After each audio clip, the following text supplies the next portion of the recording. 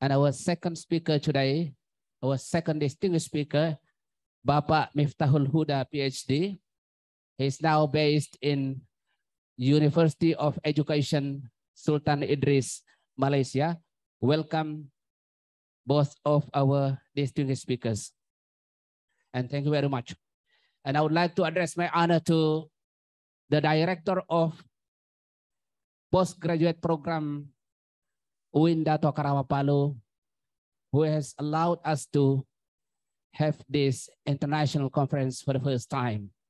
Now allow me to address my honor to Director of UIN Dato Karawang Palu and the Vice Rector of UIN Dato Karawang Palu, who is still sitting in front of us attending the international conference today. The title of international conference is International Conference on Islamic and Interdisciplinary Studies 2022. To get the vibe of the international, we here speak English and Indonesian, and at the same time, some of them also speak Arabic. And it is a great honor to have this opportunity for all of us to have these distinguished speakers today. Let me read a little bit about the biography of the two distinguished speakers today. First of all, Mr. Swasta Priyambada, PhD. This is a great name. I don't understand what is in Japanese, but it may have some meaningful name. Yeah. And he's now in Swinburne University of Technology, Australia. Yeah. And his research is related to the use of social media in business, small-scale business, and also related to marketing on the basis of website, and also the potential of social media for the small-scale business in Indonesia. And now he's in Swinburne University of Technology. And besides, I would also a little bit add about his hobby. He used to win the championship in swimming. Thank you. 100 meters in 1997 in Porda, Jawa Timur. Please applause to him. Thank you so much. He's a great scientist. At the same time, he is also a sportsman. I would like to address and review a little bit about our second distinguished speakers. The name is Miftahul Huda, PhD. He is from University of Education, Sultan Idris, Malaysia. And his concentration and his research interest related to smartphones usage in the classroom. And the second one, big data, emerging technology. And also, I would like to let you know that he is the top 2% researcher in whole Malaysia. Applause for him. And I would like to read all the research and publications, a couple of hundreds, lots of publication, both Miftahul Huda and Swasta Priyambada. So it is a great honor, and this is a privilege for us to attend this distinguished speaking by the distinguished speakers. Ladies and gentlemen, let us give time to the first speaker, Bapak Swasta Priyambada, PhD. Time is yours, Professor.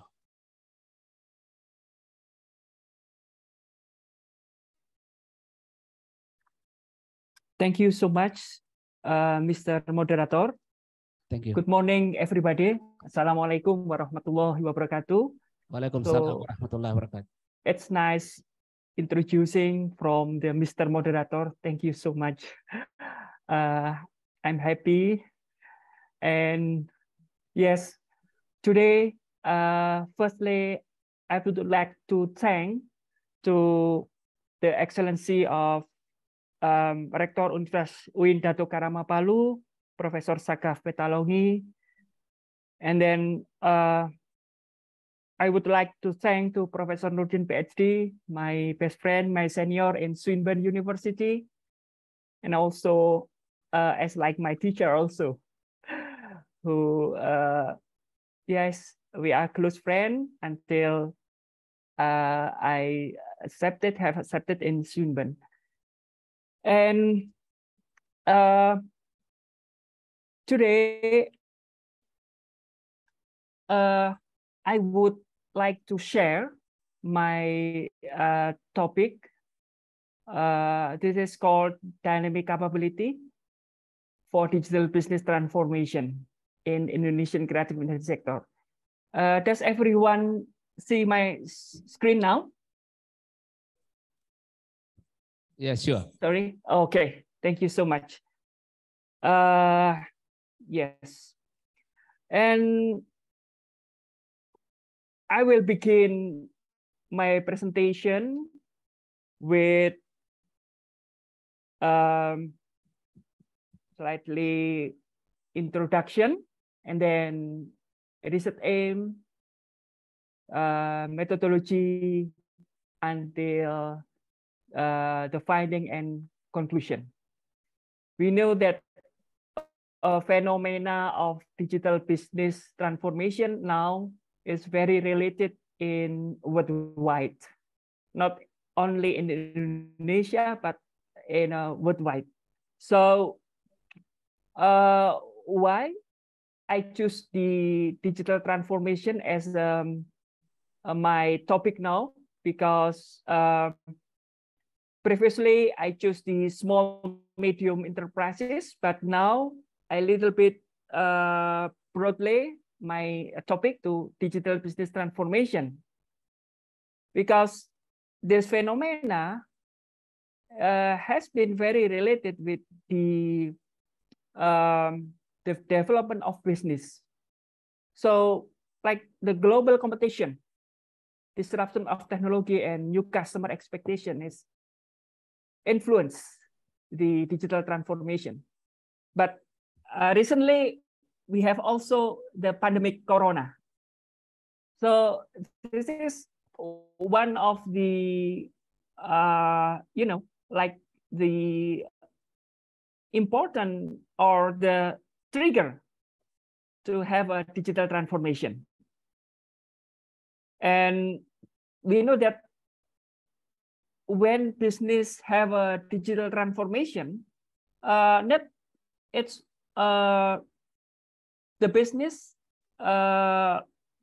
mostly have a like the benefits of being digital, but also we need to look for the risk.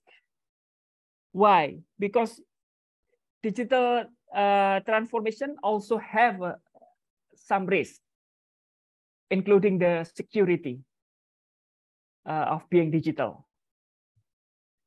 And when we need to see, or we need to encourage the businesses to have successfully digital business transformation, so we need to have a like dynamic capability as a strong theory in information system.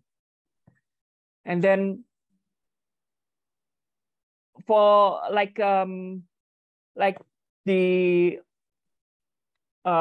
what is the definition of digital dynamic capability? It is the act to respond the rapidly changing of the business environment. So maybe like Prof. Nurdin from information system, one of the thema or topic in knowledge in business information system is about dynamic capability. But this is the gap of the research. we like to have a dynamic capability.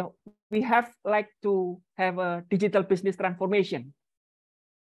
But we know the condition, the culture between Indonesia and other, maybe we can combine with developed country like Australia, something, US, or the other, maybe now is our neighbor, China, and the other,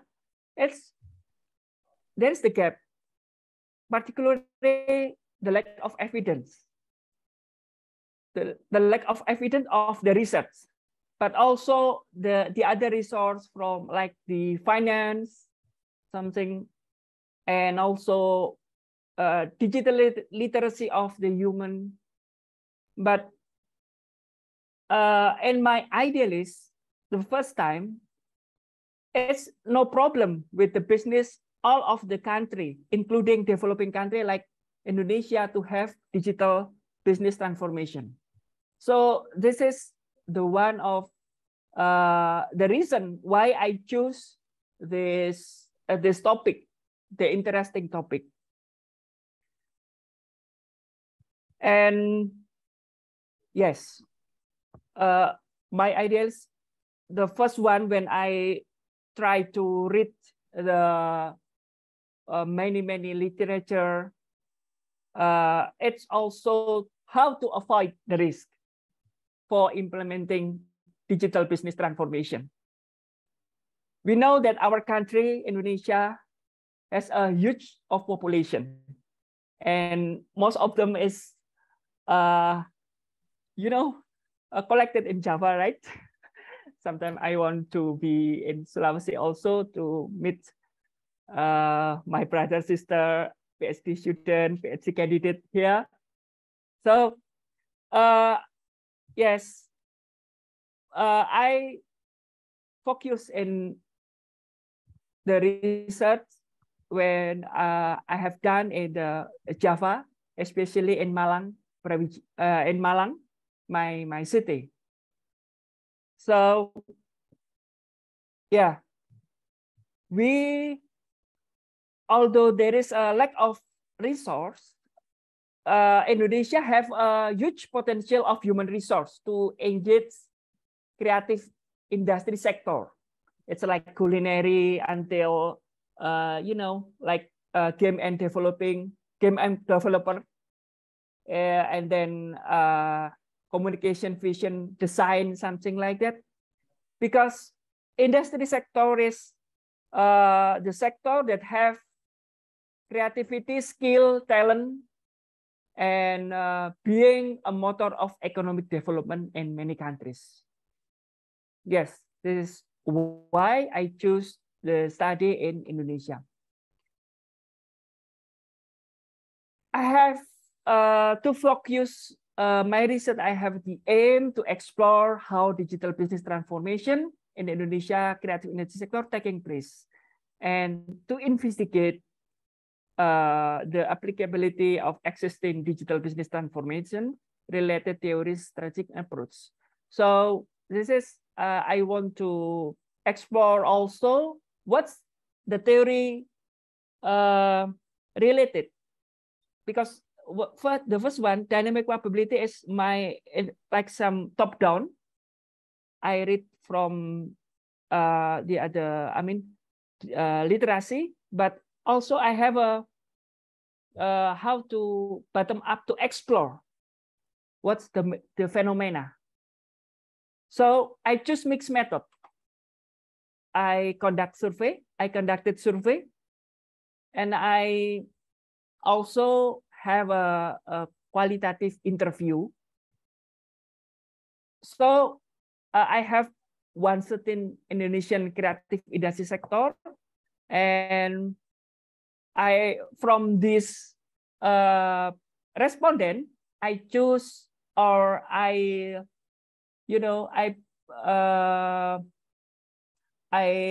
offer to them who would like to be happy to be my participant in qualitative interview. When I designed this, and I found, yeah, I must consider about the time. Yeah,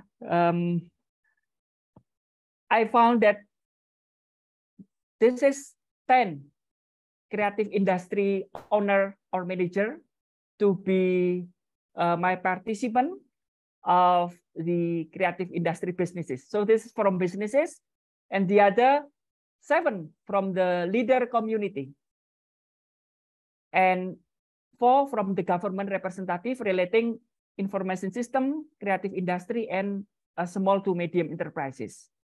So this is the method.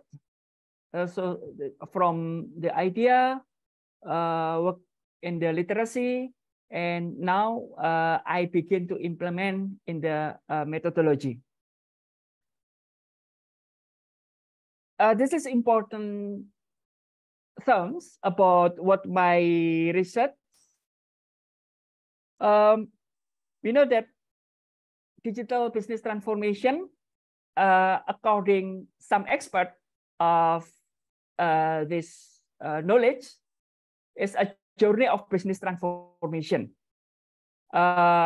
Importantly, with the support of digital technology. So this is the key terms, because the business need to transform, but yes, the digital technology, supports the transformation. And when we talk about dynamic capability, this is the ability of business to integrate and also address the rapidly changed environment by using the current competencies as a resource. Then, yes, I say in the early, this is a lack of resource, but actually every businesses have a resource, current resource, and ideally it needs to be implemented, supported the digital business transformation. And this is the this is the subcomponent of dynamic capability, like digital sensing, seizing, and transforming. Sensing is related to how the owner and manager can see the trends of behavior consumer, and also the sense of the update of digital technology. While we talk about seizing, we talk about the ability of owner manager to have a strategy while face the digital opportunities. Something like when maybe in the field, in the business, we have like the opportunity to sell the product in digital, like a marketplace, something like this. So the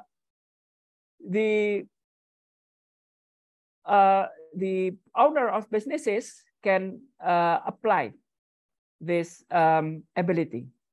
When we talk about digital transforming, so we have a like ability to execute or to implement what the strategy to be practiced in the field. So like we have we have to use digital technology, and then we have collaboration with other owner or manager, or we have a collaboration with the business in the communities. Okay, after we know about the important terms, this is my proposed working model. So I propose working model here when I have read the digital literacy, about digital transformation. So it's kind of the like the collection of the arrangement of the main theory. Like I said previously, this is like dynamic capability, and the subcomponent sensing, seeing, transforming, and also I I add the influence factor from external or also internal. So my research based on this framework, how my survey and my qualitative interview to be conducted. So in my survey variable questionnaire, I use this term. Indeed, I get the theory from the other expert, like Wander and Berger, but his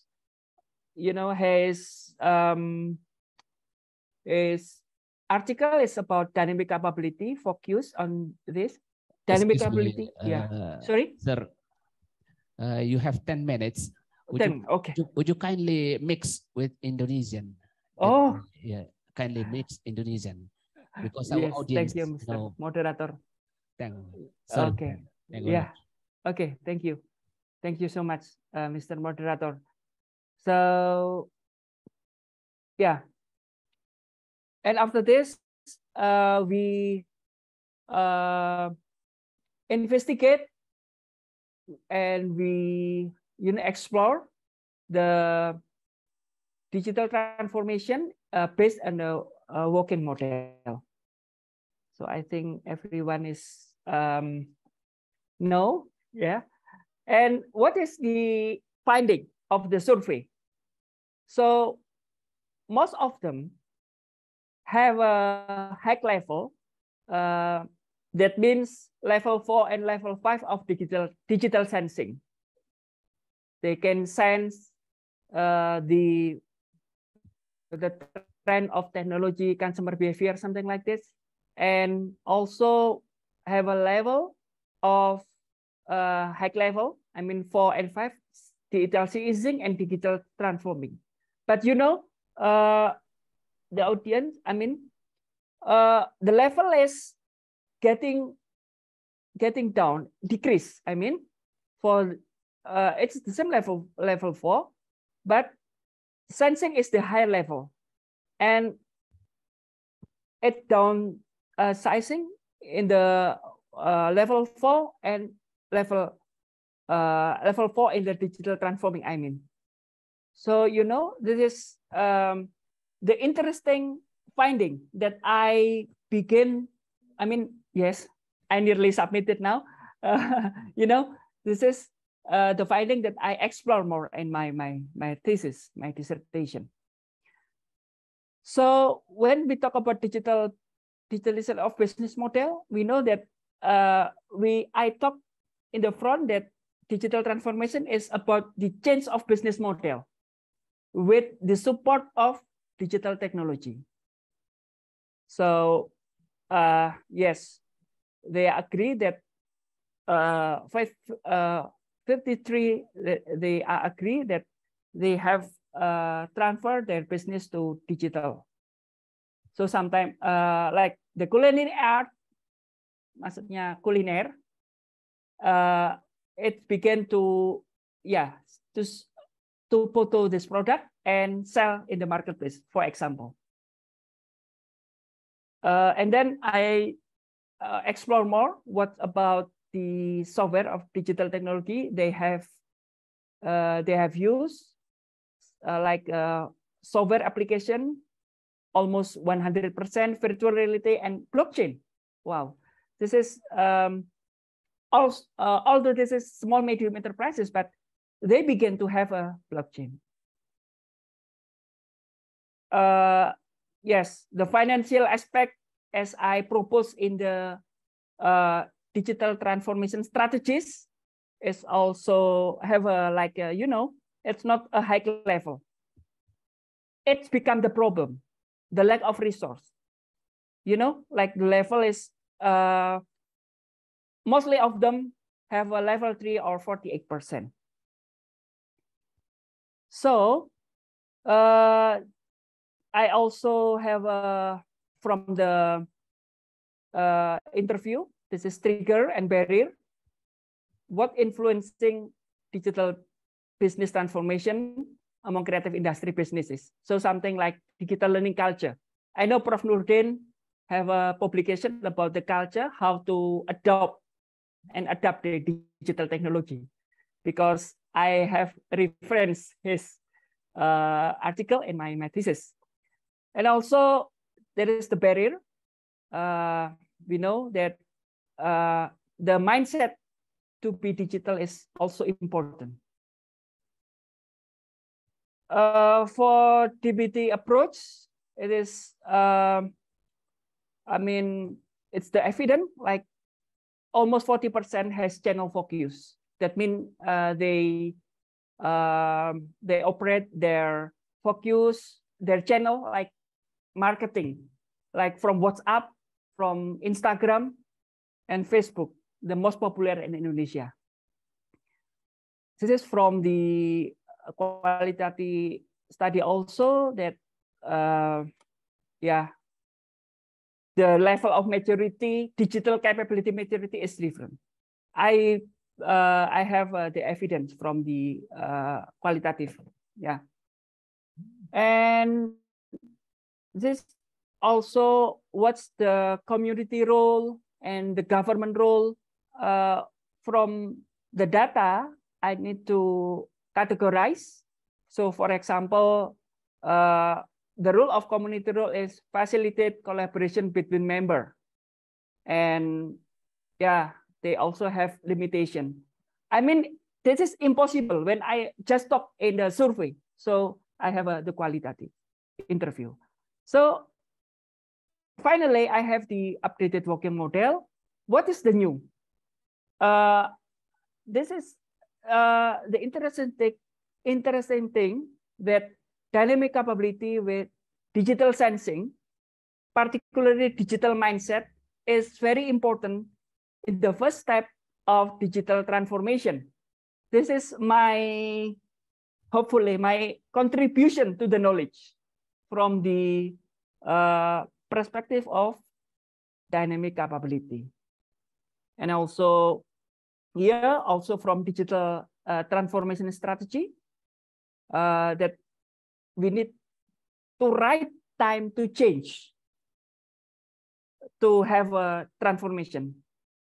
Please not be late, because we have the triggered like Corona pandemic, but we also have the ability in ourselves as a owner or manager called dynamic capability.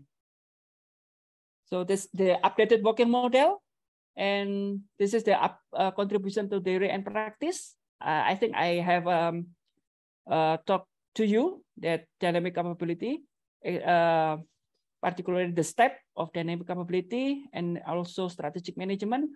What is the contribution to practice? This is the updated working model can be the guidance for implementation digital business transformation in developed country, and also the basis for the government and community to provide the training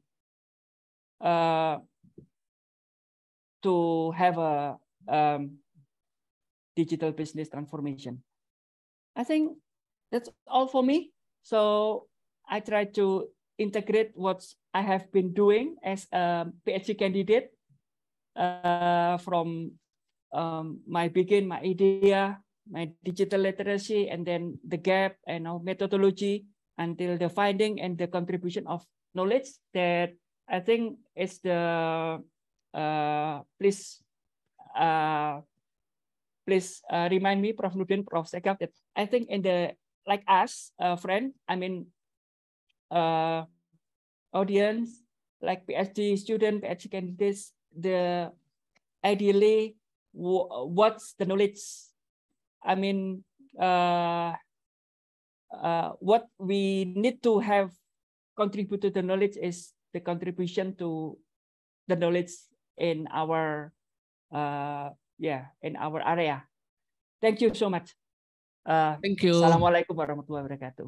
Waalaikumsalam warahmatullahi wabarakatuh. Please join us to give applause to our distinguished speaker today, Priyambada, Swasta Priyambada. Yeah. Thank you very much for delivering the speech. Okay. Thank you. The questions will be later because we are going to organize into panels. So I would like to give the opportunity to Mr. Miftahul Huda. He is our distinguished speaker today, the second distinguished speaker from University of Education, Sultan Idris, Malaysia. Time is yours. Tafaddal. All right. Just to remind you, sir, that you can mix Malaysian, Malay, or Indonesian in English. Thank you very much. Okay. Okay. Inshallah. Inshallah. So 30 minutes for yours. Yeah. Inshallah. Syukran jazilan.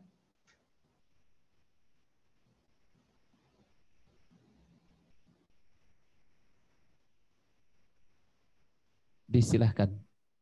Okay, baik. Let me open my slide first. Bismillahirrahmanirrahim.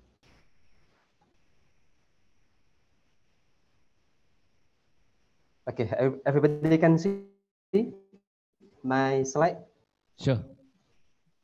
Okay, thank you. Bismillahirrahmanirrahim. Alhamdulillahirabbil alamin. Wassalatu wassalamu ala asyrafil anbiya'i wal mursalin wa ala alihi wa sahbihi ajma'in. Rabbi shrah li sadri wa yassir li amri wahlul 'uqdatam min lisani yafqahu qawli, amma ba'du. Distinguished guests, ladies and gentlemen, Rector of Universitas Islam Negeri Dr. Krang Palu, Central Sulawesi, Prof. Sagaf Petalongi, and also Director of Pasca Sarjana Program, postgraduate program, Professor Nordin, and also the one of the speaker from Australian, Swinburne University, Bapak Swasta Priyambada.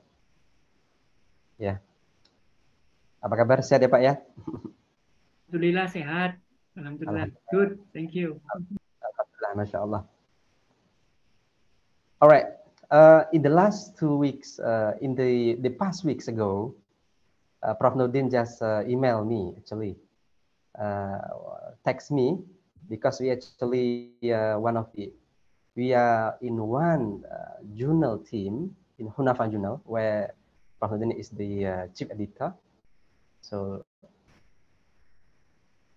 he delivered a message and email and greeting to give the speech, and Alhamdulillah, with a pleasure, with a very happy, inshallah, to share the knowledge about the topic is actually more on multicultural education. As for the first speaker that we just heard from Rector just now, is about the interdisciplinary studies, Prof. Sagaf. And the second speaker just now, the topic was on the DBT, or digital business transformation. And one of the key indicators is maybe all of you just heard about the fintech, and national technology. This is one of the actually the basis, But our part, my part at this moment, inshallah, will deliver on how the social harmony, how the social harmony can be achieved through the role of multicultural education. And now my focus on how the Malaysian how the Malaysian context, yeah? Understanding of social harmony in multi-ethnic society, critical exposure from Malaysian context. Now,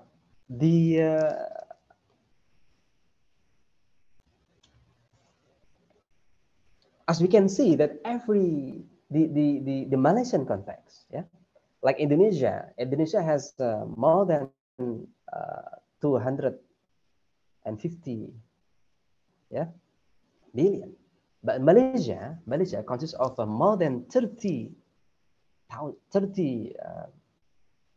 million people, 30 million people, has a diverse society background. So negara dengan berbagai suku perlu membina, menjaga good ethnic interaction. This one point. Yeah, as we can see, the Southeast Asia, especially Indonesia, Malaysia, as one of the biggest community in the world, especially the Muslim community in the world.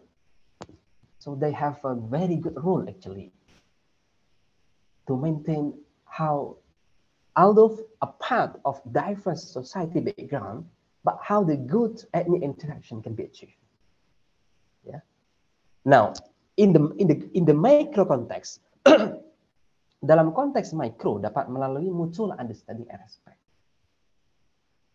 In the micro context, for example, when we saw between interpersonal, between me and others, maybe between all of you and your partner.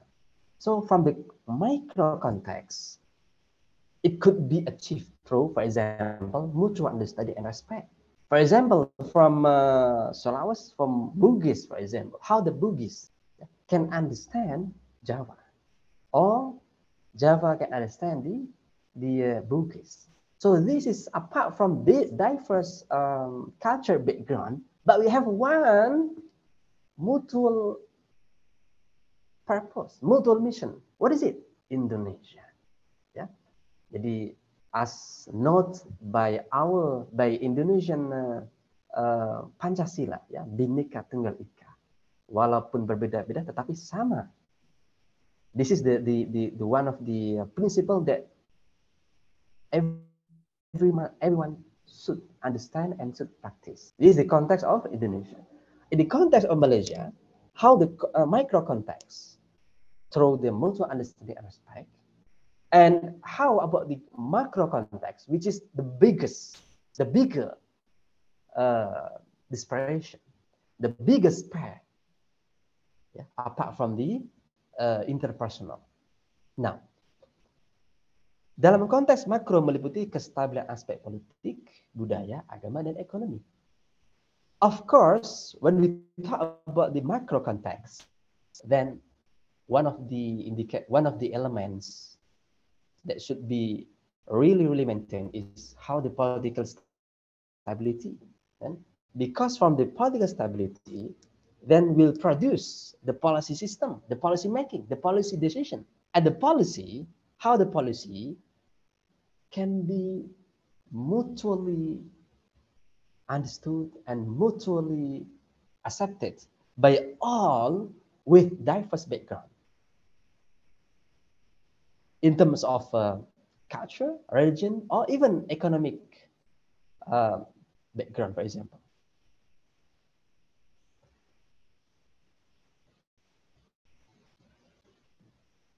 Now, when we go to educational contracts, in order to achieve how the multicultural education, as we can see that pendidikan dengan inovatif school reform memiliki peran penting dalam menguatkan awareness, kesadaran mengenai kepelbagaian. James Banks, I think James Banks 2009. All right, when we have educational background, for example, because education background, especially the role of education from both from kindergarten until the tertiary education, all of them, they have their own role based on their capacity and facilities. James Banks in 2009, the contextual approach of innovative school reform, like in our, I think in Indonesia just now, current situation about the research, especially religious education, is more on how the, as we read from the latest publication, for example, the current trend is how the religious and Islamic education can give a significant role to transmit the moderation of religion, apart from radicalization. So this is important because from educational part, that our generation, our young generation, might have not only knowledge, but also the value. Now, what is the consequence? What is the consequence? Konsekuensinya ialah penguatan attitude, sikap, knowledge, pemahaman, and skills, keahlian perlu dibina sejak di sekolah. Remember one of the Muslim scholar, yeah, Said Naqib Al-Atas, for example, yeah, and also almarhum, yeah, Prof. Azumati Azra, for example. All of them, how the school reform, yeah, how the identification, how the critical analysis, apart from delivering the teaching process, has to be partnership, has to be combined well within the curriculum. Of course, in terms of the teaching knowledge, in terms of the ilmu mengajar, of course, our teacher, yeah, our teacher, whether in kindergarten, primary, secondary, they have their own experts. But in terms of what the subject to be delivered within the curriculum design is the academic role. As the Ministry of Education, for example, or Ministry of Religious Education, will give the opportunity through the grant for the research about the topic. Now, sikap, knowledge, pemahaman, and skills, they must go together within the school context. I think anyone still can hear from my speak? Yes. Okay, thank you. This very right. clear. Okay, thank you. Now we go to social harmony, because my topic is on the social harmony. So social harmony, yeah, from the literature that we read, social harmony berasal dari istilah China sebenarnya, dari kata China, he, ya. And social harmony meliputi intrapersonal, and natural. Jadi social harmony, yeah, apart from the theoretical woods, we focus on how the social harmony comes from within the human process. So intrapersonal and natural perspective. Interpersonal, for example, if this harmony, the stability of mental health, of mind, of all the body within the human. But interpersonal is between us and others.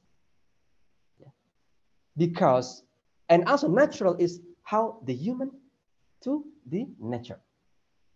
So if the mind component, if the all component, from the human to others and human to the natural, the nature, to the environment, design, well, harmony, so inshallah the rahmah will come. Sebagaimana dhaharul fasad fil bari wal bahr bima kasabat aydin nas. So the human himself or herself as the main actor actually. So Now the issue is how to teach or how to give such understanding. Of course, no one except only through the educational process. Now, ia juga merangkumi harmoni dalam konteks perseorangan, keluarga, dan masyarakat. When we mention about the social harmony, the context is not only actually individuals. No. Individual to individual, then we have a family. Family to family, then we have a society. So from the society to society, then we have a state, we have the country. So if such social harmony, for example, maintain, especially because maintain is most difficult than building. Maintaining is more difficult than building, yeah? Because when we, for example, when we build the house, for example, when we build the surau, the masjid, inshallah anyone, and inshallah can be boleh siap dalam beberapa, but to maintain, I mean, we mean in terms of the physical maintenance or soul maintenance in terms of the program that can be arranged within the mosque or within the surah or within any. So this is should be balanced between physical and also the unforeseen or unseen element.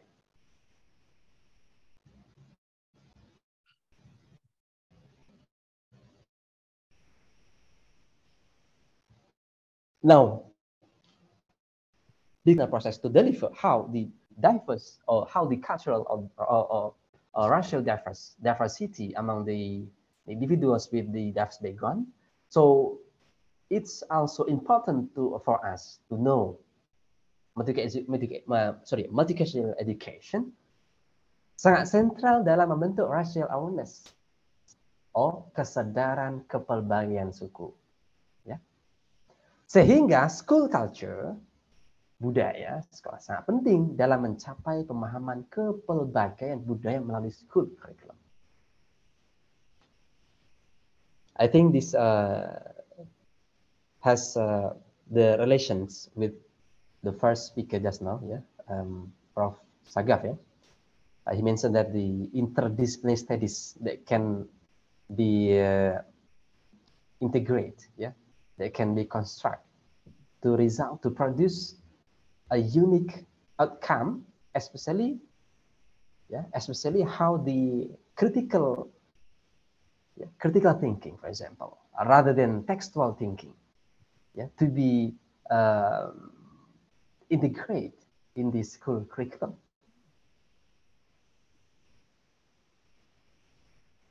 Now, we go to Malaysia sebagai diverse society state, negara dengan beragam suku dan bangsa.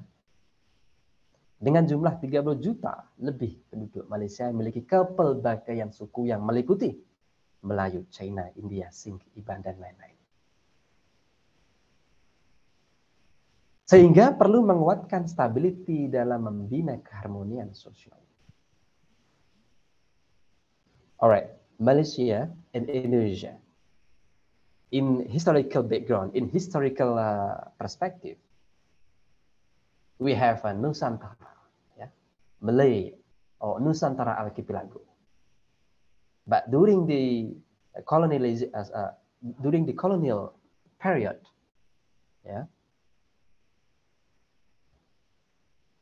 the number of Chinese and India, yeah, were brought by the British and come to Malaysia to work. China in the business or perdagangan, yeah, and India for farming. Sing and also Iban is actually located at the Sabah, yeah, Sabah and Sarawak. So no wonder if in Malaysia they have Malaysian Malay, and and also Chinese Malaysia, and also Indian Malaysia, and also Singh Malaysia. Yeah, because they have a historical background actually. If all of you want to know more about the Malaysia background, so just in Google, just type in Google Scholar. So inshallah all of you will see Professor Tukiman, yeah, Kasim Tukiman, who is expert in historical study in Malaysia.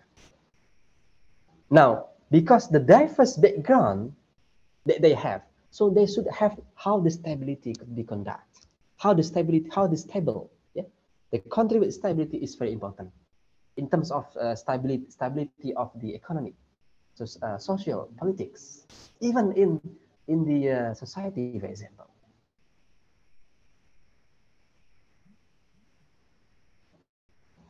Now,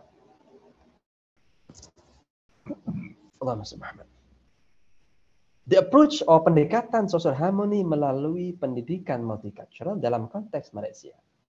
Alright, so when we talk about the social harmony through education process, now it comes from how the values itself, how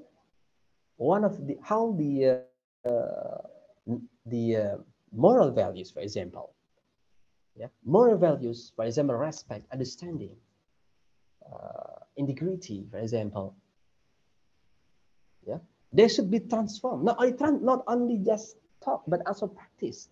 So when somebody practiced about something, then it could be tradition.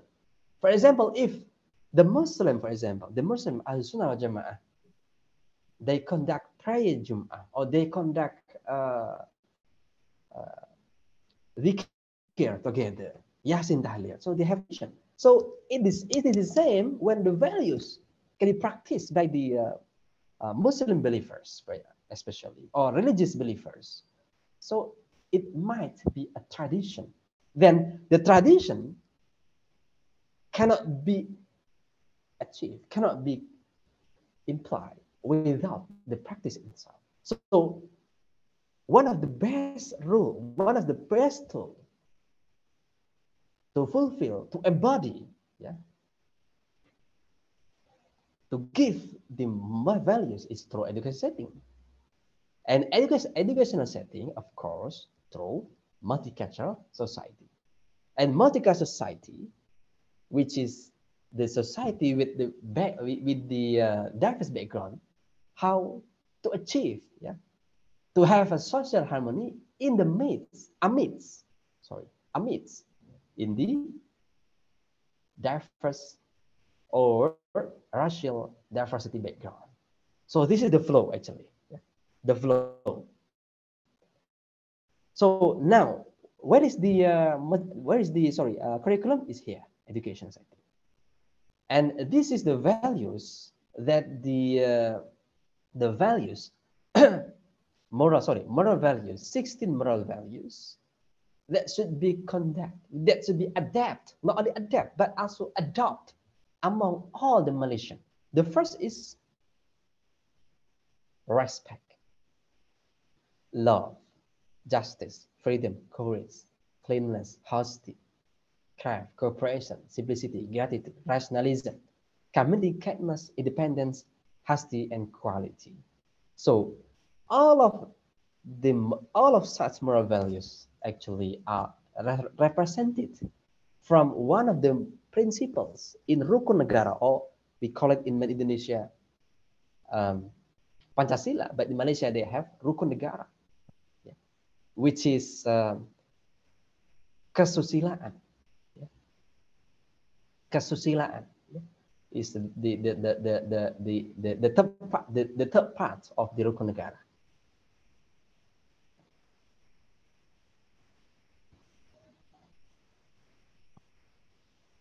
Excuse me, doctor. You have 10 Yes, minutes. 10 minutes. Okay, thank you. Sorry to Inshallah, 10 minutes can be to finish my slide. Inshallah.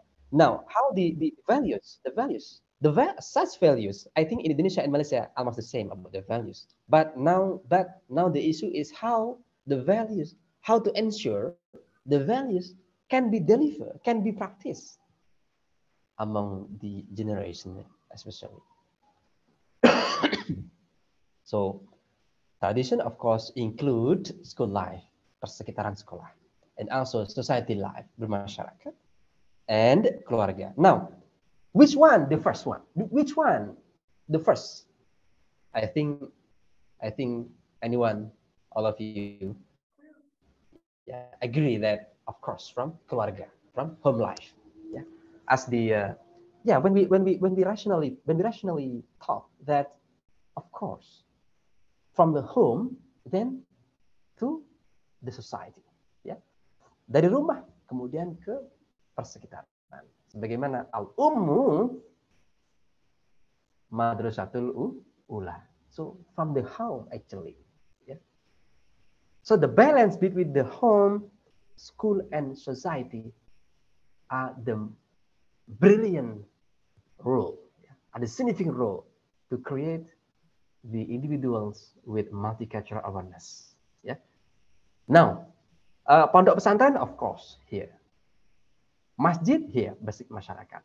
Ibu bapak or parents here, keluarga. Okay, now inshallah we will here, yeah. Let me practice in education setting. Of course, teaching and learning pedagogy. Yeah, of course, how the knowledge, the science of teaching, can be achieved through school. How the teaching and learning sciences, or the science of teaching and learning, can help the values to deliver within the school curriculum design, and then the school curriculum design will deliver, will submit, will transmit the moral values through the textbook material. Then from this perspective, now the multicultural stage for social harmony in Malaysia, how the multicultural responsibility, and then followed by multicultural commitment, and then multicultural awareness. So the first comes from multicultural awareness, kesadaran dulu, and then dari kesadaran itulah akhirnya akan membentuk sebuah komitmen, dan komitmen niat itu akhirnya akan membentuk sebuah tanggung jawab. Sebagaimana seorang muslim yang dia diwajibkan sholat, dia akan pasti, semua ibu bapak ibu akan memastikan awareness dulu, celek dulu, ya, melek, ya, bahasa orang Indonesia melek, ya, celek mata, barulah komitmen sungguh-sungguh dan akhirnya menjadi tanggung jawab. Social harmony in cultural diversity, of course, it includes cultural context, which is Malay, Chinese, Indian, Singh, and etc.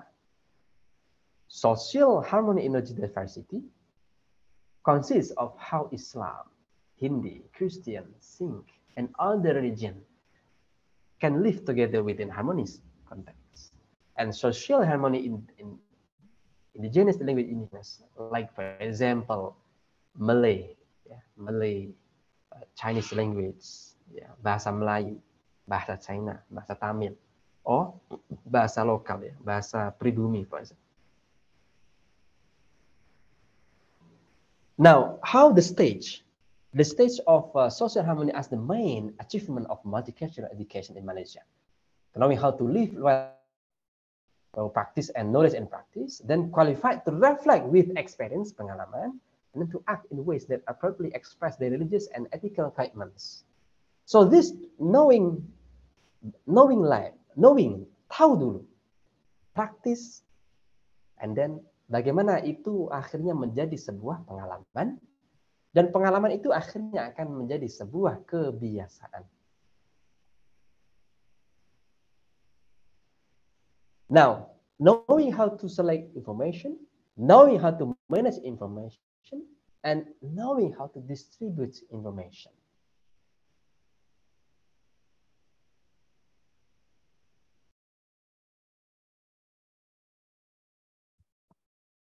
Sorry, I think there is this correction at the moment.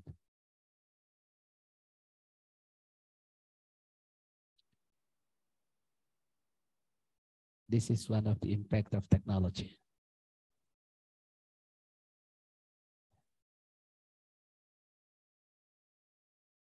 Okay. All right. This meeting is being recorded. All right. So so now we are in the empowering in social harmony transparency. Of course, the first stage is how empowering religious awareness in generating value into moral equality, followed by sustaining ethical awareness for integrity, and also strengthening conflict management with a wise approach, and then upholding social justice and right in diverse society. For full reading, so maybe all of you can download, or I might have the one of the articles. Yeah. For more information, please Googling all of the attached reading list, yeah, to have more detail from my presentation just now. I think that's all from my simple speech. Yeah. The time, if any kind of this speech that might hurt to you all, please accept my apology. And I end this session with the wassalamualaikum warahmatullahi wabarakatuh. Time is delivered again to the applause to our distinguished speaker today, Bapak Miftahul Huda, PhD. Only one session of the question. Only 3 people to ask question. 1 lady or 1 gentleman.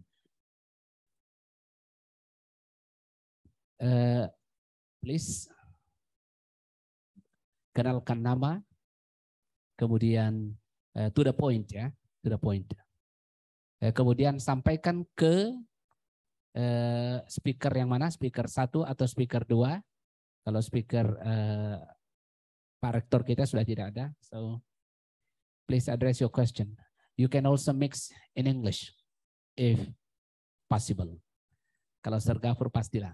Okay, tafadhal. Okay, thank you. Honorable Prof. Dr. Haji Sagaf Petolangi MPD, as Rector University Islam of Dato Karama.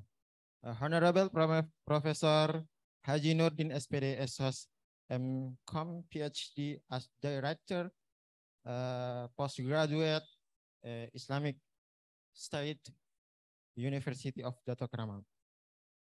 I want to ask from the first speaker, okay, that is Priyambada PhD. Bapak Swasta Priyambada. Yes, please. First, to the point, please. How Mr. Swasta see Indonesia from DBT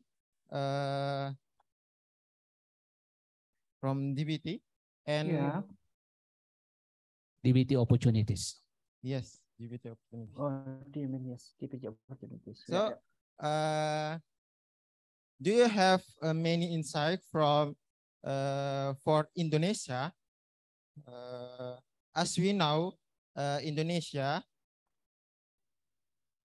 have much adapt to another country, and what we call that Indonesia has a lot of debt from different countries. Yes. Is that what you say? Okay. As we know, the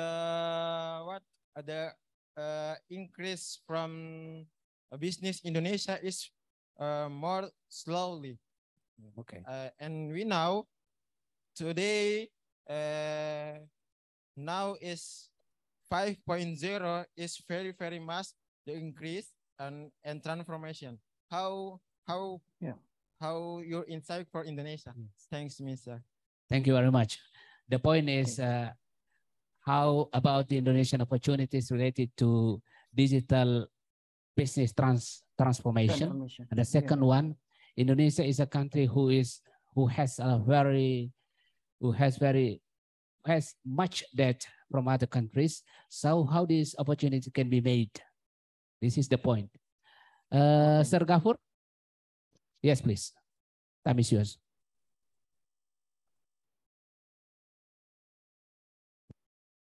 Thank you very much. Assalamualaikum warahmatullahi wabarakatuh. Waalaikumsalam. My first question goes to Pak Swasta Priyambada from actually Gafur. from UB ya. Yeah. Wijaya Malang. And now you are PhD candidate from Swinburne. Yeah. Pak Nurdin ini. Thank you. Swinburne Yes. University and Technology. Yeah, I'm junior of Pak Nurdin. Oh, I see. Okay. I also graduated from Malang, Universitas Negeri Malang. Even the moderator also, Pak Muslim, graduated from Malang. Nice to So meet Malang you. is our I'm second happy home. to hear that. Yeah. Okay, well, thank you. The idea of your research regarding to digital business transformation, I think is quite interesting. Because now we are in industrial era 4.0, society 5.0, and even in the metaverse era. Even though our mindset is still 2.0 actually, because we still love doing everything manually. I'm not expert regarding to digital business because I am educationist, but as far as I'm concerned, at least we should consider 4 things in order to apply digital business transformation. And the first thing is that we have to make sure our digital infrastructure first, digital government, digital economic, and digital society. That's my point of view. And also we have to consider also our society where they are still low capability in digital businesses, especially in business area. So what is your perspective regarding to the implementation of digital business transformation to our UMKM, small medium enterprises? Because mostly our society, they do not have a big company, but they have small and medium enterprises. How is the implementation of digital business transformation for UMKM? That's my first question. And my second question goes to Pak Miftahul Huda from Malaysia. Same as like Indonesia, Malaysia also has many ethnics, especially 3 big ethnics like Chinese, Malay, and Indian. My question, how does Malaysia keep their social harmony? Since I never heard that there is a horizontal conflict in Malaysia. Thank you. Thank you very much, Sir Gafur. One more question, please, before the panelists answer the question. One lady. I want lady, come on. You speak Indonesia, tidak apa-apa, bahasa Indonesia saja. If you don't know how to speak English, speak Spanish. Yeah, Española. ¿Tú hablas Española? Or you can also speak Arabic, because I know that Dr. Huda and Dr. Priyambada has got a little bit understanding about Arabic as well at the same time. Al-Quran language. I do not Arabic. No? Okay. Because there is no question from the floor. Oh, yes. Oh, sorry. I'm so sorry. Yes, time is yours. Unfortunately, sorry, sir. Terima kasih. Thank you very much. Assalamualaikum warahmatullahi wabarakatuh. Waalaikumsalam warahmatullahi wabarakatuh. Alhamdulillah, salatu wassalam. The Honorable, our rector, our director, our dean in our campus, and at all my friends especially the moderator. I'm especially to give answer to our speaker now, Miftahul Huda. How the government in Malaysia to anticipation about the madhab or the hard Islamic studies, yeah, about the Wahabisme, ya. Bagaimana pemerintah Malaysia mengantisipasi gerakan-gerakan radikal atau kelompok-kelompok pengajian keras itu seperti yang berkembang juga di Indonesia untuk menjaga harmoni sosial masyarakat di Malaysia itu.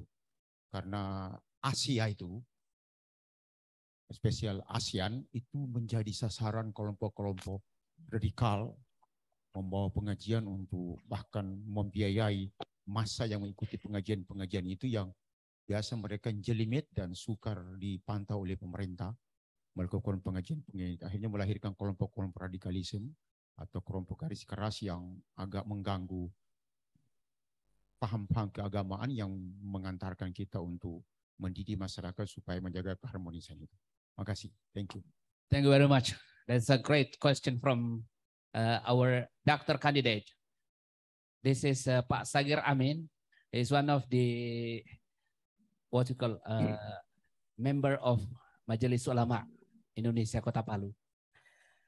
Basically, I would like to emancipate, to balance between gentlemen and ladies, and normally ladies, but unfortunately, no one is raise their hand because no question. Okay, I would like to address Bapak Swasta Priyambada for the first time to answer the question from the first questioner. Thank you. Okay, thank you, Mr. Moderator. Thank you for the question, the interesting question about small medium enterprises and digital business transformation. I think for the two questions from Dr. Gofur and the first, sorry, Moderator, what's the name of your name? Siapa namanya pertama tadi? Ahmad Zainul. Mr. Ahmad Zainul. Ahmad Saiful. Ahmad Saiful. I think that relating with the insight from my research to the insight of digital transformation or digital business transformation in Indonesia is indeed, I think, like we know that many 70% or sorry 70% yes, SMA gives the contribution to product domestic product gross national product or product domestic product in Indonesia, and the other is most of SMA. I mean, Indonesia has almost 100% is SMA type in business, so that's very crucial. But they lack of resource, and Indonesia also have a debt, something like that. It's so complicated. But we know, like we besides we pray to Allah, I think this is the interesting thing that I perhaps it can be insight like this. We know that mindset, digital mindset crafting is the important thing of the owner or manager of small medium enterprises. Yeah, it's not only SMA but also in the big businesses. But I talk in focus in owner manager businesses that they need to have a dynamic capability and also have digital literacy. Maybe digital literacy now is free from YouTube, from the other website seminar. I mean, I remembered when we have a pandemic in 2 years, yeah. Often the seminar website, seminar online is often and it's free. So firstly, the owner or manager, although his business is SME, need to improve like the information for digital literacy and digital skill, or called digital learning. That's first. And second, I talk to you that this is the community, creative industry community. Maybe in Palu also, maybe I know from Palu there is the artist from I know the famous, I think the vocalist Pasha Ungu. It's related with creative industry. I think music. Oh, Pasha Ungu. Yes, yes. And then I think all of the resource like self digital learning and learning from community, learning from government facility, it must be like have a collaboration. And in my study, when communities, government, and creative industry business have a collaboration, they almost can face the challenge but we have a like it's, I think it's no problem when we still learn about digital learning for digital literacy and skill, especially like a skill for artificial intelligence. You know, from Facebook, free Facebook, we can have a free artificial intelligence. And from WhatsApp, so WhatsApp, Facebook, and Instagram as the free of social media under the metaverse now.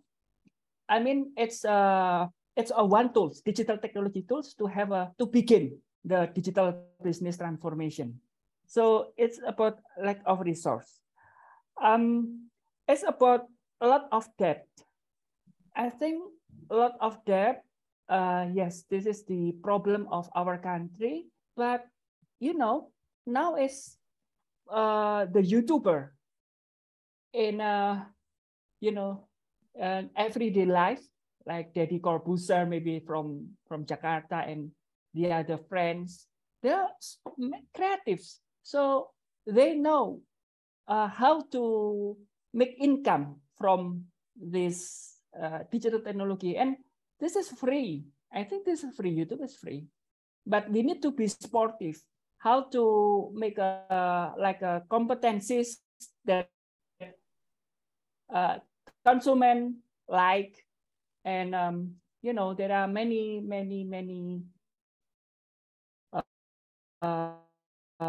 requirement for the it's okay, especially for creative industry. One of my participants is also, I mean, they have a like a meeting or the pameran exhibition in the China, and he has, I mean, he was being one of the first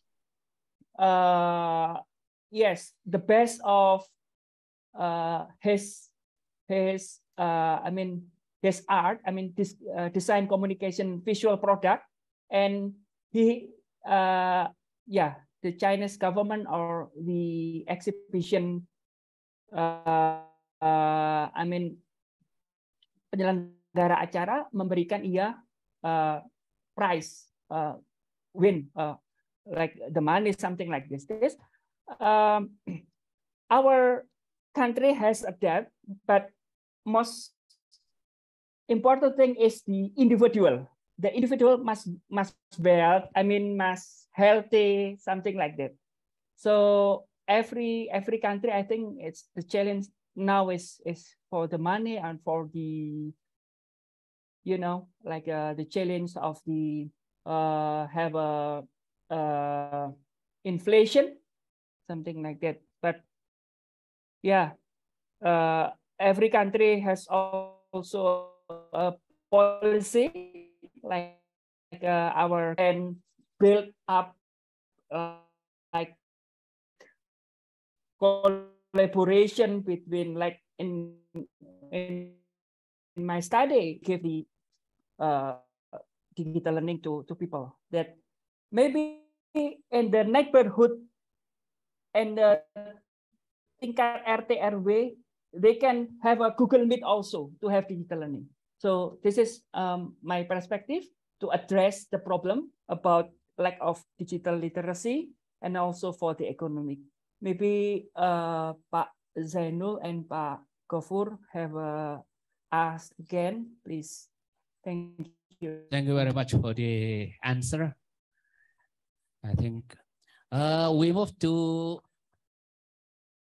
the second question from Sir Gafur to the second speaker, Bapak Miftahul Huda, related to multiculturalism in Malaysia, how to maintain social harmony, if I'm mistaken. And the last question from Bapak Sagir Amin related to how to anticipate the spread of Wahhabism in Malaysia and especially in Southeast Asian countries. I think that's the point. Okay, time is yours, Sir Miftahul Huda.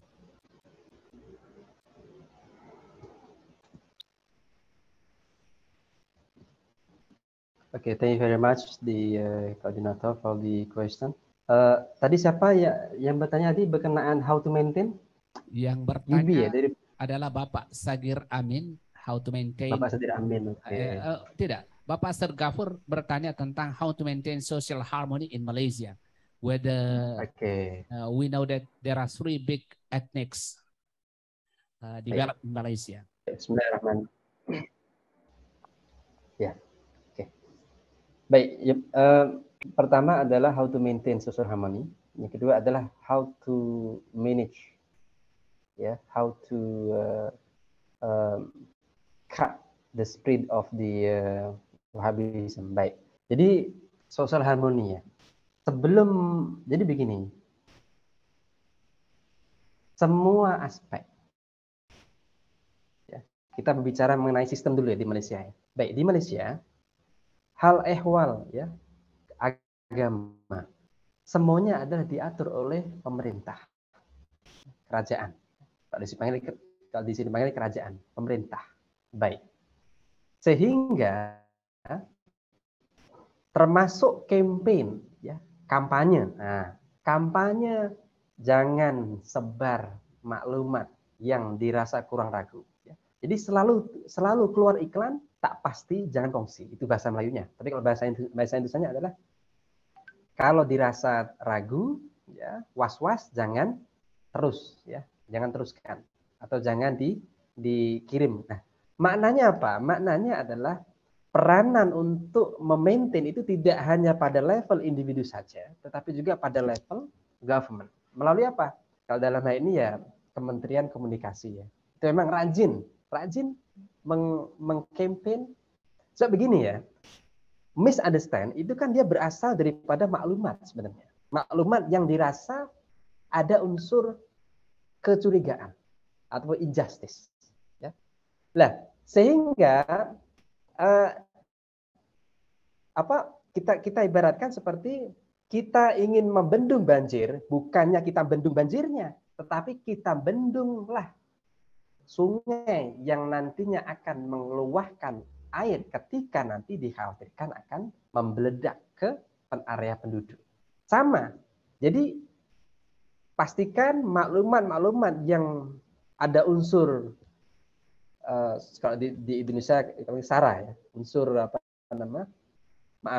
mungkin menjelekkan salah satu dan sebagainya. Itu di sini hampir mesti langsung nanti urusannya adalah polis. Ya. Jadi kalau ada unsur-unsur yang dirasa kurang ataupun ada maknanya filtering information is very strict in here. Jadi memang maklumat itu ya, khususnya adalah bagaimana maklumat menjelekkan antara satu etnik dengan etnik lain. Memang di sini betul-betul dijaga. Hampir dipastikan kalau itu terjadi mesti akan urusan polis. Ya. Jadi sampai segitu. Jadi membendung banjir bukannya membendung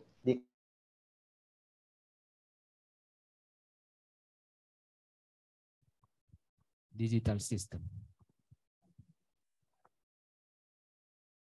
It's not your mistake, but the mistake of the internet connection. Terlempar.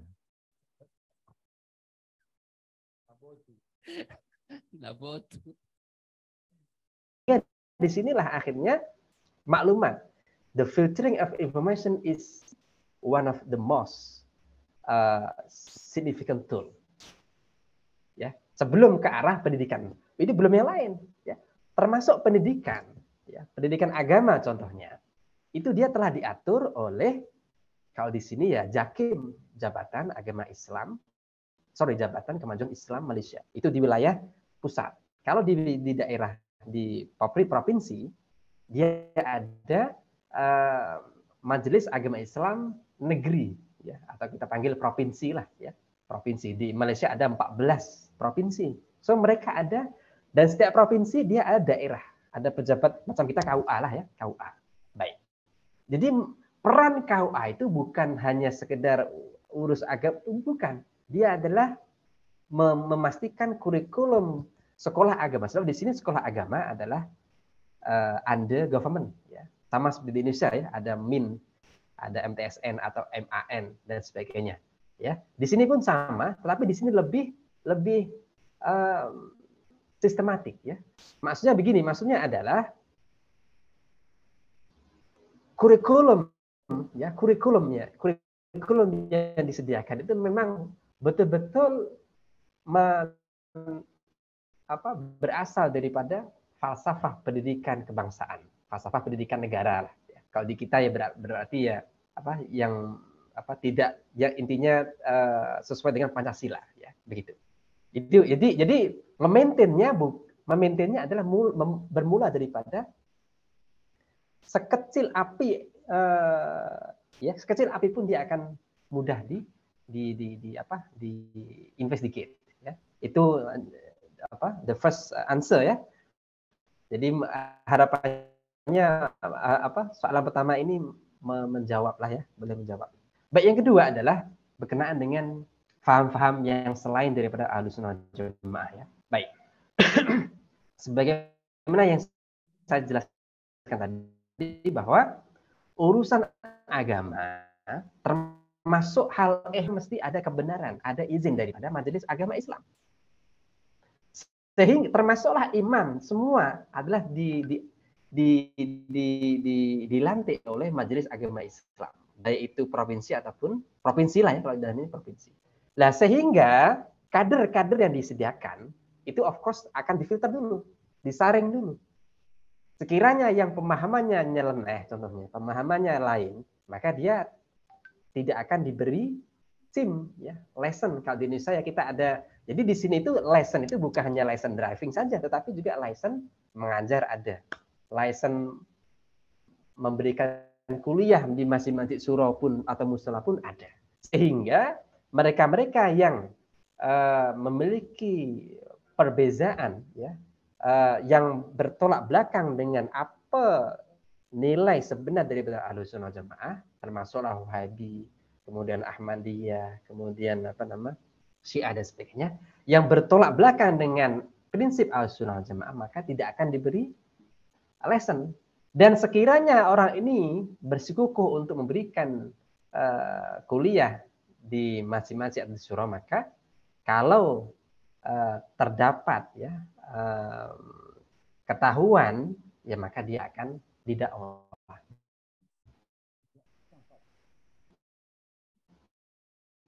Jadi dia akan sistem agama Islam itu dia dibuat sistematik sehingga easy to manage. Ya. Termasuklah begini, termasuklah ketika pandemi ya, pandemi.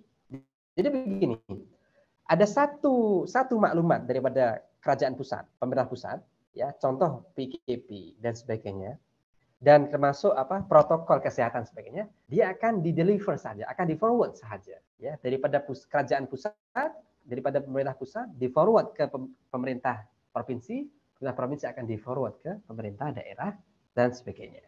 Dan di sini satu suara sama, forward benda sama. Jadi tidak ada di situ ada sudah dibina sebuah mutual mutual understanding antara central government and state government. Not only the administration matter, but also in Islamic aspect of especially. Nah, jadi sekali lagi bahwa dengan begitu akhirnya mudah pihak berkuasa tempatan, pihak pejabat agama, kerajaan majelis agama provinsi ataupun daerah mudah mengenali kalaupun ada indikator-indikator yang menyebarkan paham-paham yang radikal. Khususnya adalah yang paham-paham yang mudah sekali mengkafirkan dan sebagainya. Wallahu a'lam. Thank you very much. Terima kasih banyak Bapak Miftahul Huda dan Bapak Swasembada Priyambada. Baik, masih ada satu question. One more question. Excuse me, I have simple question to the third speaker. What are the methods to raise awareness and strengthen awareness, especially for children? Basically, a question related to what are the ways to raise awareness related to multiculturalism society, and how to strengthen the awareness for the children, for the students. Address to the third speaker, kepada Bapak Miftahul Huda, disilahkan. All right, thank you very much for the interesting topic. Sorry, interesting question. Baik, TK ya, Taman Kanak-kanak. Kalau di sini panggil Tadika, ya, Taman Pendidikan Kanak-kanak. Baik, dalam Tadika itu ya ada namanya Tadika yang khusus ini satu saja. Ada Tadika khusus ataupun Tadika yang terdiri daripada berbagai teknik. Itu dalam proses pengajaran yang ada dalam Tadika itu sebenarnya sudah pun diterapkan dalam sistem pendidikan. Dengan cara apa? Of course, yakni dengan dengan komposisi komposisi pelajar itu sendiri. Komposisi pelajar ataupun komposisi pengajar. Jadi kalau di SDN ya, sini panggil SK, Sekolah Kebangsaan.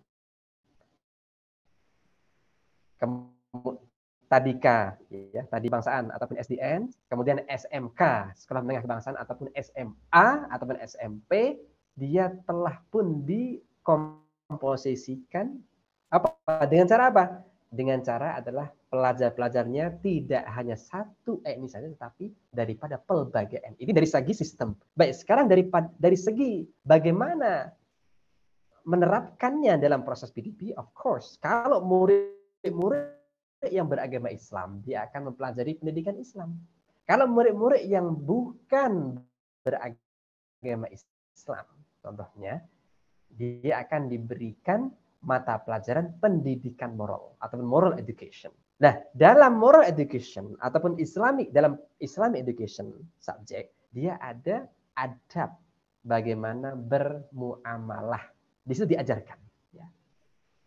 Bermuamalah baik dengan muslim ataupun muslim dengan yang bukan muslim, itu pendidikan Islam.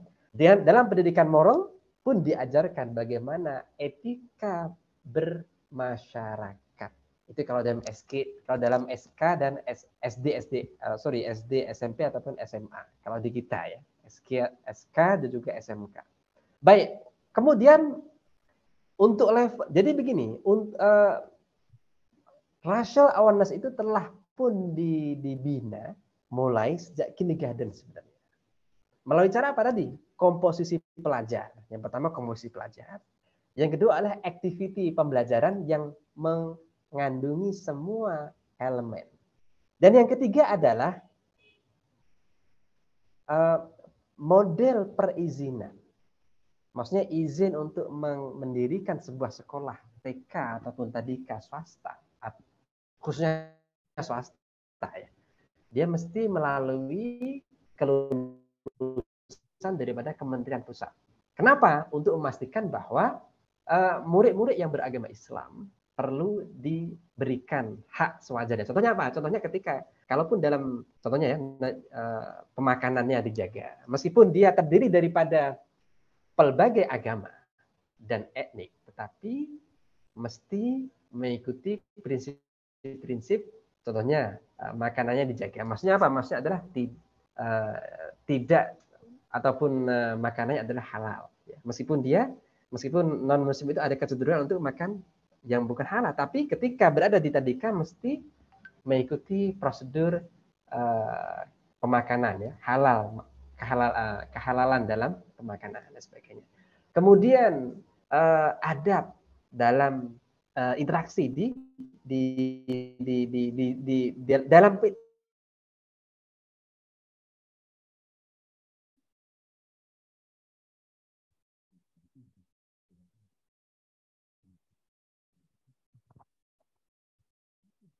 Yes.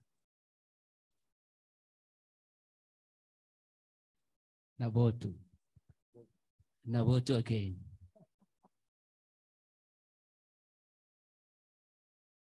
Kalau sekarang di Malaysia Nabotu. Oke, itu jawabannya. This meeting is being Ya, recorded. jadi sekali lagi bahwa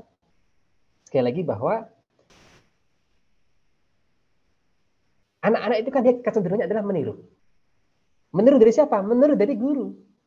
Nah, sehingga di sini ya ditekankan adalah guru. Guru mesti ada SIM khas, ada lesson khas, ada permit, ya, izin khas daripada agar apa? Agar dididik dari awal, ya.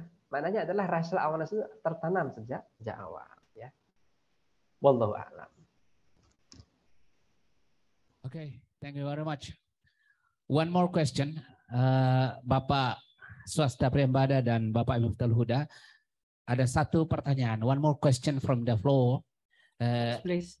And the online platform, I don't think they have any question anymore. From lady. Her name is Dia Parmatasari, the youngest PhD candidate in UIN Dato Karama Palu.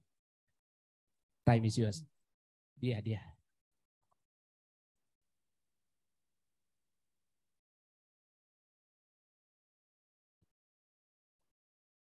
Ya, baik. Terima kasih. Assalamualaikum warahmatullahi wabarakatuh. Waalaikumsalam warahmatullahi wabarakatuh. Ya, baik. Terima kasih Bapak Dr. Ruslin yang telah mempersilahkan saya untuk bertanya kepada para guru-guru kita, khususnya kepada Bapak Miftahul Huda. Perkenalkan, nama saya Dia Permatasari. Saya merupakan mahasiswa dari UIN Dato Karama Palu. Menarik beberapa pertanyaan yang dikemukakan di awal, sehingga di sini berbicara tentang radikalisme dan juga ekstrim dalam beragama. Ketika kita menganalisis kembali, kita lihat kembali bahwa yang paling banyak konflik atau ketegangan sosial yang terjadi itu terdapat di negara-negara Asia yang menganut atau yang percaya terhadap Tuhan. Padahal sebenarnya mempercayai Tuhan yaitu untuk kemaslahatan bersama. Tetapi yang terjadi sekarang itu malah terjadinya konflik. Berlomba-lomba menjadi hamba yang paling baik terhadap Tuhannya, sehingga terjadinya mengkafir-kafirkan antar satu sama lain dan merasa mengklaim dirinya benar begitu daripada yang lain. Sehingga ada satu negara namanya Norwegia. Negara tersebut salah satu negara yang dikategorikan negara yang paling damai.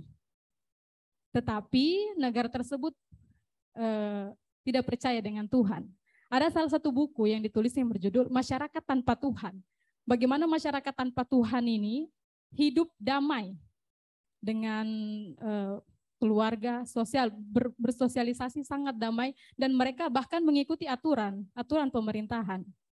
Dan juga secara di buku tersebut ditulis bahwa ketika mereka melakukan kesalahan, yang tidak mengikuti aturan-aturan Allah Subhanahu wa taala, aturan Tuhan, mereka tidak mendapatkan sanksi dari Tuhan itu sendiri. Sehingga itulah ditulis buku Masyarakat Tanpa Tuhan. Nah, yang ingin saya tanyakan kepada Bapak mengenai keharmonisan sosial. Mungkin perspektifnya Bapak terhadap negara tersebut, bagaimana pandangannya Bapak, terlebih lagi dalam pandangan Islam. Mungkin itu Pak yang ingin saya tanyakan. Di sini kita bisa sama-sama mempelajari terhadap kota tersebut, karena memang kota tersebut itu sangat terkenal dengan kota atau negara yang sangat damai. Mungkin sedikit itu saja yang saya ingin tanyakan. Saya terima kasih. Saya kembalikan ke Bapak. Thank you very much. Dia Permatasari, perlu saya perkenalkan kepada Bapak distinguished speaker hari ini bahwa dia Permatasari adalah mahasiswi program doktoral termuda di UIN Dato Karama Palu. Usianya baru 23 tahun sekian bulan. Baik, kepada Bapak Miftahul Huda disilakan dengan hormat.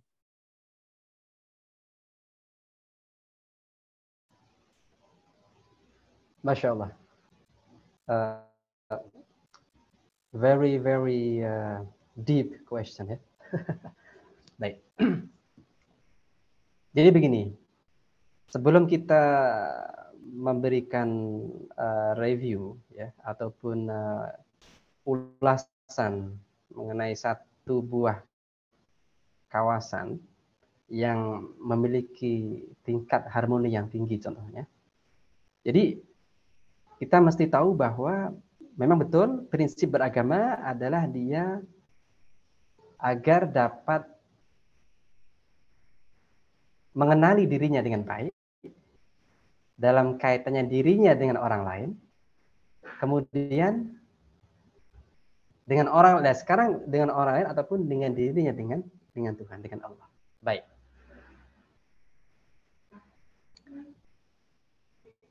Berbicara mengenai, kita berbicara Islam ya, sebelum baik. Seseorang yang beragama, seseorang yang betul-betul memahami agama dengan baik, ya, maka dia akan tahu, ya, betul dirinya sendiri. Ya. Sebagaimana dalam qaulul hikmah, man arufa nafsahu faqad arufa rabbahu. Maka kalau seseorang itu sudah dilatih untuk fokus terhadap dirinya, ya. Maksudnya dirinya apa? Maksudnya selagi mana ia tidak mengganggu orang, selesai. Ya. Selagi mana kita tidak mengganggu orang lain, that's your own business, my own business. Akan tapi kalau ini diterapkan begitu saja tanpa ada filter agama, nanti dikhawatirkan adalah okay, I will do my own work and you do your own work as long as we can't disturb each other. Selesai. Itu kan prinsip dalam Europe kan begitu. Tapi ingat, kita tahu bahwa tidak semua. Jadi begini, semua perkara yang dilarang dan diperintah itu kan ada hikmah sebenarnya. Ya, contoh, ada hikmah sebenarnya. Akan tapi kita lebih sering diberikan bahwa ini perintahnya, ini larangannya. Kita belum banyak yang mencoba memberikan critical thinking, critical analysis. Mengapa Allah larang? Contoh, mengapa Allah larang arak contohnya? Dia mabuk, dia membahayakan orang. Mengapa Allah larang zina? Oh, of course, dia akan merusak dan sebagainya. Mengapa Allah melarang mencuri? So dia akan merugikan orang lain. Dan itu sebenarnya adalah kesemuanya itu sebenarnya adalah meskipun untuk kebaikan dirinya, untuk diri sendiri, tapi sebetulnya dia akan membahayakan orang lain. Nah, sehingga so itu dalam beragama jangan, jadi begini, dalam beragama jangan tengah-tengah. Kalau tahu betul, tahu. Kalau kurang tahu, kita tanya kepada yang tahu. Fas'alu ahla dzikri in kuntum la ta'lamun. Contoh ya, contoh sederhananya adalah kalau kita bukan bidang fikih atau bukan bidang syariah, bukan bidang agama contohnya, maka kita tanyalah ke tuk guru yang lebih arif. Ya, itu kalau kita. Nah, sekali lagi, jadi begini, asalkan jadi sekali lagi prinsip agama itu dia mesti mendasari semua aspek kehidupan.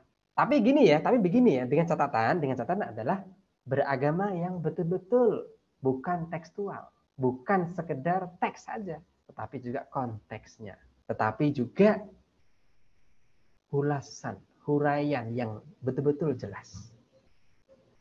Bagaimana teks dan konteks itu sama. Begini ya, kita tahu bahwa munculnya ide-ide baru itu kan dia sebenarnya berangkat daripada memahami ayat yang sama, tetapi memiliki perbezaan pemahaman. Nah, perbezaan pemahaman ini kan dikarenakan berbedanya keahlian ataupun kecenderungan. Contoh, orang tasawuf melihatnya begini, orang syariah melihatnya begini, orang ekonomi melihatnya begini. Nah, itu kalau betul-betul jadi begini. Cara mudahnya adalah mesti pastikan kajian literatur reviewnya mesti matang dulu. Jangan buru-buru conclusion, jangan buru-buru kesimpulan sebelum literatur review belum selesai. Ya, jangan, apalagi metodologi, analisis sebagainya. Jadi jangan terburu-buru buat satu kesimpulan selagi mana literaturnya, kajian pustakanya, kajian literaturnya, analisisnya belum selesai. Ya, jadi kalau ini begini, ide-ide yang radikal sebagainya itu kan dia bermula daripada problem statement, terus kemudian berdasarkan bacaan very short literature process, kemudian terus membuat kesimpulan. Nah, maka inilah yang membahayakan. Ya, maka disinilah proses mesti ikutlah sesuai dengan sebagaimana kita menulis tesis. Ada problemnya, kemudian di problem statement, setelah problem statement baru problem identification, di question bagaimana, kemudian literaturnya bagaimana, kita baca dulu, betulkah, tabayun dulu, melalui apa? Melalui kajian literatur, kemudian mengikutilah proses metodologi yang betul, metodologi yang diterima dalam akademik, ya, in-depth interview ataupun sebaliknya, survei dan sebagainya, ataupun critical analysis, discourse, for example. Barulah dianalisis, sampailah analisis dilihat dulu, nanti kira-kira implikasinya bagaimana. Barulah nanti dapatlah sebuah tesis, sebuah conclusion.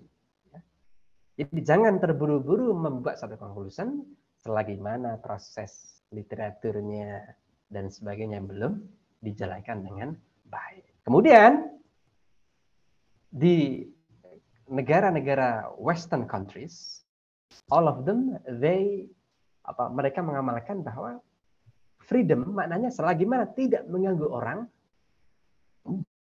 that is it. Selagi mana tak mengacau orang, tak apa, tak ada masalah. Nah, but in Islam, no, not only that. Tidak hanya begitu. Tidak hanya begitu, tetapi juga bagaimana memanage diri agar senantiasa, kan kita tahu bahwa begini ya. Mungkin I think all of you, maybe semua peserta, semua hadirin maklum bahwa wa ma khalaqtul jinna wal insa illa liya'budun. Sering dengar, ya. Jadi kalau kita maknai secara tekstual, memang manusia itu dia dicipta untuk beribadah. Nah, maknanya begini. Maknanya apa? Maknanya adalah kalau itu dimaknai sebegitu maknanya, kita bernafas, ya. Kita hidup semua, mulai bangun tidur sampailah mau tidur, itu adalah semuanya sebenarnya bernilai ibadah. Kalau itu dinilai sebuah ibadah, maka konsekuensinya adalah tidak akan membuat satu amalan, satu perbuatan yang akan melukai, yang akan merusak daripada nilai ibadah. So, kita sudah ikrar bahwa kita hidup itu untuk ibadah. Sehingga kita hidup tidak akan mengganggu orang. Sebab apa? Sebab itu bukan dari ibadah, bukan ibadah itu. Ibadah adalah kita menyenangkan orang. Ya. Atabasum minas sedekah. Senyum sedekah. Ya. Jadi berangkatnya bukan berangkat daripada as long as kita tak mengganggu satu sama lain, kan begitu. Tapi di Islam tak, kita sudah ikrar bahwa hidup ini itulah ibadah. Mulai daripada mana? Daripada bangun tidur sampailah mau tidur. Sehingga mulai bangun tidur kan banyak prosesnya kan. Kalau sudah berumah tangga ya kita mengurus anak, ya. Dengan istri bagaimana, kemudian di office bagaimana, dengan jiran tetangga bagaimana, dijaga betul. Sebab kita beribadah, senantiasa beribadah. Nah, sehingga orang ketika seorang muslim itu dia tidak akan melakukan hal-hal yang akan akhlak yang tercela, ya, akhlak madhumah akan dijauhi. Ya. Apatah lagi, maaf, sampai membuat zalim orang adalah mengikrar dirinya adalah beribadah senantiasa kepada Allah Subhanahu wa Ta'ala. Jadi begitulah jawaban saya ringkas daripada soalan sebagai PhD candidate, ya. Wallahu a'lam. Baik, aplaus untuk speaker kita berdua hari ini. I think we still have a lot of question in mind. Kita masih punya banyak pertanyaan, but the time is very limited. We are going to have another 80 presenters after this. So, mohon maaf, question. This is the time for break. I would like to conclude that today we are living in digital era. Some of us native to technology, and some of us migrated to technology. Just like me, Dr. Sagir, Dr. Ghafur, and Prof. Nurdin, we are migrating society. We are not native to technology, but we are able to use technology. Kesimpulan terakhirnya adalah technology should bring benefits, both materials and social, for the betterment of the life of human being. Jadi kesimpulan saya bahwa teknologi itu harus membawa keberuntungan secara materi dan secara sosial untuk kehidupan manusia yang lebih baik. Itu yang saya simpulkan dari dua narasumber yang outstanding pada hari ini. Thank you very much for joining us, for sharing your experiences, your knowledge, and both knowledge about religion and knowledge about the way to live in this dunia in digital time. Thank you, Pak Swasta Priyambada. Sudah jauh-jauh di Swinburne, Australia. Saya lihat Twin Tower di belakangnya ini is beautiful, the landscape is beautiful. Saya kira ada yang berminat untuk ambil short course di Australia, termasuk saya insya Allah. Dan terima kasih Pak Miftahul Huda. You speak very good Indonesian. Unfortunately, I know that you are from Indonesia. Then I should be very proud of you both to share your knowledge and experience today. And thank you very much for special our director, Professor Nurin, who allow us to join this international conference on Islamic and interdisciplinary studies. Thank you very much. Saya Ruslin, SPD, MPD PhD selaku moderator hari ini menutup dengan mengucapkan alhamdulillahirrabbilalamin. Wassalamualaikum warahmatullahi wabarakatuh. Waalaikumsalam warahmatullahi wabarakatuh. Thank you, Dr. Musli. Thank you, Pak Huda. Thank you, Pak Thank Nurdin. you, Terima Pak kasih. Swasta Surya Beda. Terima kasih, Pak Kembali. Moderator. Terima kasih Pak. Kasih berdua. Dan lunch is ready. 1 o'clock, please be on time. Come to the floor again to join the next presentation from Prof. Nurdin. Thank you very much. Wassalamualaikum warahmatullahi wabarakatuh.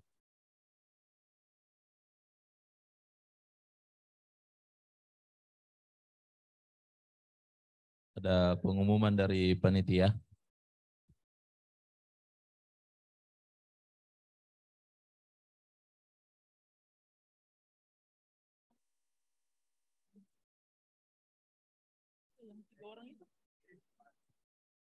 Oh, tidak selesai ini.